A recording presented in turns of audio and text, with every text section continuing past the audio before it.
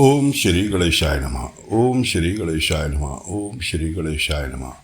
ओम नमः शिवाय। ओम नमः शिवाय। ओम नमः शिवाय। देवीय सज्जनों, साथियों, दोस्तों, भक्तों सभी को नमस्कार। कथा प्रारंभ करते हैं। आज कथा लेकर चलते हैं त्र्यंबकेश्वर महादेव की उत्पत्ति की महिमा। गौतम ऋषि तथा उनकी पत्नी अहिल्याबाई ने मिलकर शिव जी की आराधना की। उनकी तपस्या से प्रसन्न होकर भगवान शंकर अपने गणों के साथ प्रकट हुए। गौतम ऋषि उन्हें बार बार प्रणाम कर उनकी स्तुति करते हुए बोले, हे प्रभु, मुझे गौ हत्या के पाप से मुक्ति दिलाइए। भगवान शंकर भोलेनाथ ने कहा, हे गौतम, तुम तो निर्दोष हो। यह सब उन पाखंडी मुनियों की माया थी जिसके कारण तुम्हें इतना दुख उठाना पड़ा। गौतम ऋषि बोले, उन मुनियों ने तो मेरे साथ बुरा व्यवहार किया, परंतु मेरे लिए तो यह भलाई का काम हो गया, क्योंकि इससे मुझे आपके प्रत्यक्ष दर्शन प्राप्त हो गए। भगवान शंकर ने गौतम से वरदान मांगने को कहा। इस पर गौतम ऋषि बोले, हे प्रभु, आप पतित पावनी गंगा जी को यहाँ प्रकट कर दीजिए, जिससे दूसरे व्यक्तियों का भी भला हो सके। भगवान शंकर ने उन्हें गंगा जल दिया। वहीं गंगा जी स्त्री रूप में साक्षात प्रकट हो गई। गौतम ऋषि ने उन्हें प्रणाम करके उनकी स्तुति करने लगे। ऋषि गौतम बोले, हे पतित पावनी गंगे, आप पापों को नष्ट करके सबको मुक्ति देने वाली हो। मैं आपकी शरण में हूँ, मेरा भी उद्धार करो, मेरे नरकों से रक्षा करो।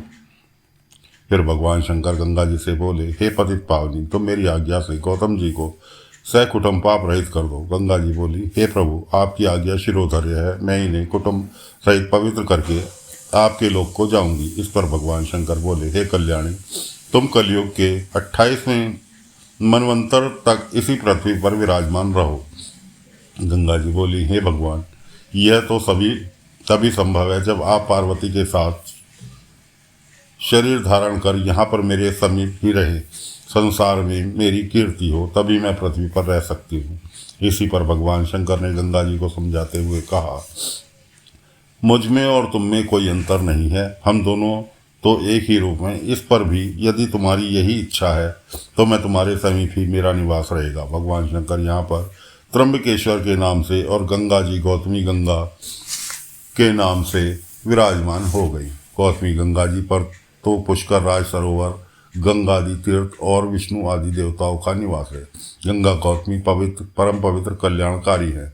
जब महर्षि गौतम ने गंगा जी को जल रूप में दर्शन देने की प्रार्थना की तो ब्रह्मगिरी पर जल रूप में बहने लगी। महर्षि और उनके शिष्यों ने गंगा के दर्शन करके उसमें स्नान किया। गौतम मुनि के साथ शत्रुता रखने वाले मुनि वृंद भी वहां स्नान करने हेतु आए, परंतु उन्हें देखकर गंगा जी लुप्त हो गई। इस पर ऋषि गौतम आश्चर्यचकित रह गए और वह गंगा जी से प्रार्थना करने लगे, हे मातेश्वरी, आप मेरे ऊपर कृपा करें। ये मुनि जो मेरे विरोधी थे, अब आप मेरी तपस्या से इन्हें भी दर्शन देकर कृतार्थ करें। महर्षि गौतम की प्रार्थना पर आकाशवाणी हुई, हे मुनीश्वर, ये मुनि भ्रंत दूसरों के उपकारों को मिटाने वाले दुराचारी व्यक्ति हैं। हे गौतम, वैसे आप ठीक कह रहे हो, परंतु पहले इन्हें अपने पापों का प्रायश्चित करना चाहिए, इसके बाद ही इन्हें मेरे दर्शन प्राप्त हो सकते हैं। प्रायश्चित हेतु ये व्यक्ति पहले आपकी शरण में आकर माफ़ी मांगे और इसके बाद 101 बार ब्रह्मगिरी की परिक्रमा करें। यह आकाशवाणी गौतम के विरोधी ऋषियों ने भी सुनी। इस पर वे सब मुनि गौतम जी के चरणों में गिरकर अपने अपराधों की क्षमा मांगने लगे।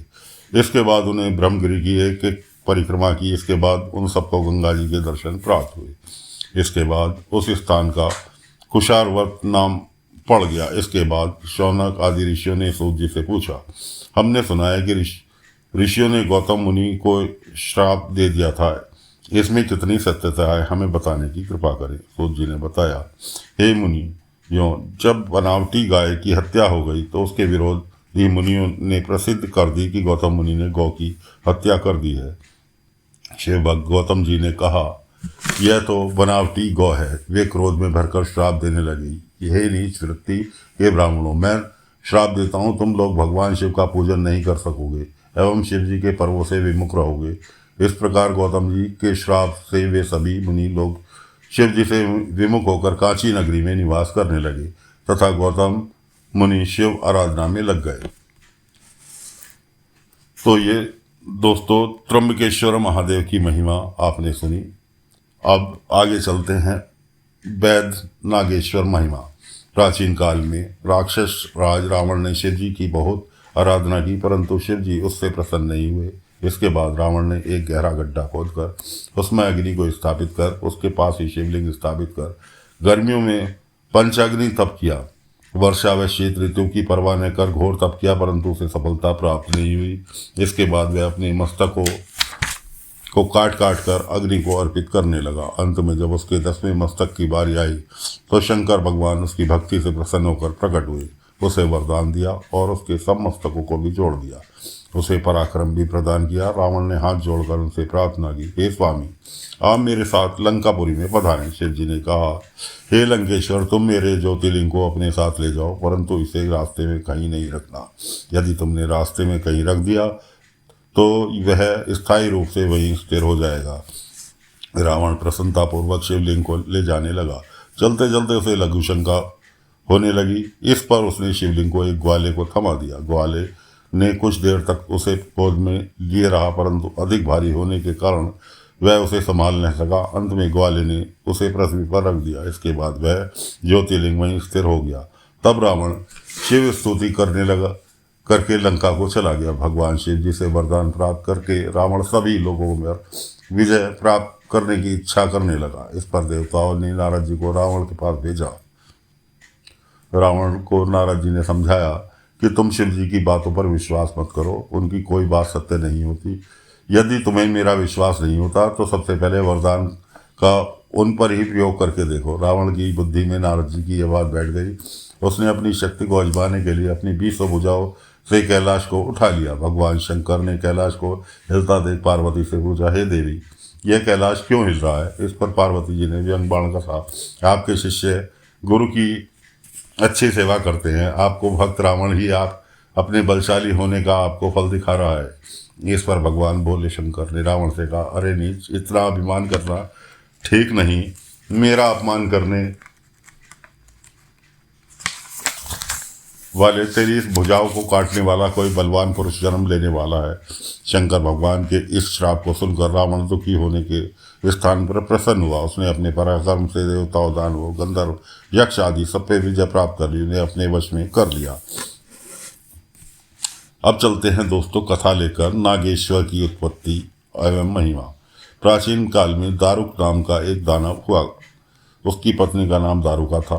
दोनों दुर्गा जी के द्वारा दिए गए सुंदर वन में रहा करते थे। वह वन पश्चिमी समुद्र में स्थित था। वहाँ के निवासी इन दोनों उपद्रव से बहुत दुखी हो गए थे। वे सभी मिलकर और ऋषि के पास गए और उनसे अपना दुख बताया। और ऋषि बोले, आप लोग घबराओ नहीं। जब दानव जीवों की हिंसा और यज्ञ में बाधा डालने लगते हैं तब इनकी मृत्यु निश्चित हो जाती है। ऋषि उनके कल्याण के लिए तपस्या करने लगे।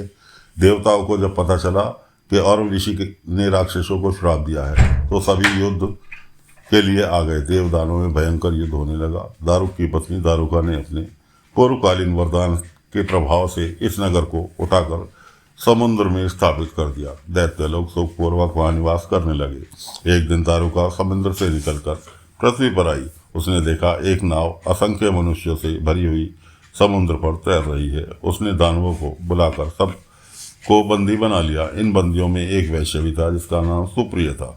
उसने कैद खाने में रहकर शिव जी की आराधना प्रारंभ कर दी। इसके देखा देखी अन्य कैदी भी शिव जी की आराधना करने लगे। उन लोगों को पूजन करते 6 माह बीत गए। एक दिन दारुक के किसी दूत ने उन्हें शिव पूजन करते देख लिया। इस पर दारुक ने वैश्य के पास आकर पूछा, तो किसकी पूजा कर रहा है? यह पूजा किस कारण से कर रहा है? यदि तो सच सच बता देगा तो मैं तुझे छोड़ दूंगा, नहीं तो तुझे मार दिया जाएगा। वैश्य ने कोई उत्तर नहीं दिया। राक्षस वैश्य को मारने को उद्धत हो गया। वैश्य इस संकट को आया देखकर आंखें बंद करके शिव जी की स्तुति करने लगा, हे स्वामी, मैं आपकी शरण में हूँ, शरणागत की रक्षा कीजिए। इस पर भगवान शंकर वहाँ प्रकट हो गए। उन्होंने अपने पाशु पत्रात्र से सब दानों का विनाश कर दिया। इससे वह वन राक्षसों से रहित हो गया। भगवान शंकर ने कहा, यहाँ पर अब 4 वर्णों के वैदिक धर्मों का पालन करने वाले लोग रहेंगे। यहाँ पर अधर्म का अंत हो गया है। दारुक के मर जाने के बाद उसकी पत्नी दारुका दुर्गा जी के टौर जाकर अपने वंश की रक्षा एवं परिवार की रक्षा के लिए प्रार्थना करने लगी।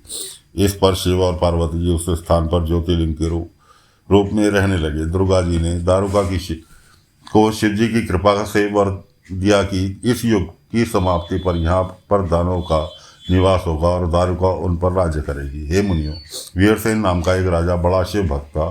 शिव जी ने वीरसेन से प्रसन्न होकर उसे एक लकड़ी की मछली दी जो रांगे से बनी हुई थी। उस मछली को योग शक्ति द्वारा शक्ति संपन्न करके शिव जी ने कहा, तो इस मछली के सहारे अपनी सेना सहित शिविर में पहुंच जाएगा। वहां पहुंचकर तू नागेश्वर नामक मेरे लिंग को स्थापित कर उसका पूजन करना। उससे तुझे पाशुपत अस्त्र की प्राप्ति होगी। उस अस्त्र से तू दानव पर विजय प्राप्त कर लेगा। मेरे इस दर्शन करने से किसी भी वस्तु को कभी कमी नहीं रहेगी। इतना कहकर भगवान शंकर अंतर्ध्यान हो गए। इस प्रकार भगवान शिव के वरदान पाकर वीरसेन दानव का संहार करने में सफल रहा। तो साथियों, फिलहाल कथा को यहाँ विराम देते हैं। आगे अगले अंक में आपको लिए कर लेकर आज हाजिर होंगे रामेश्वर की महिमा। तो आज्ञा दीजिए। ओम नमः शिवाय, ओम नमः शिवाय, ओम नमः।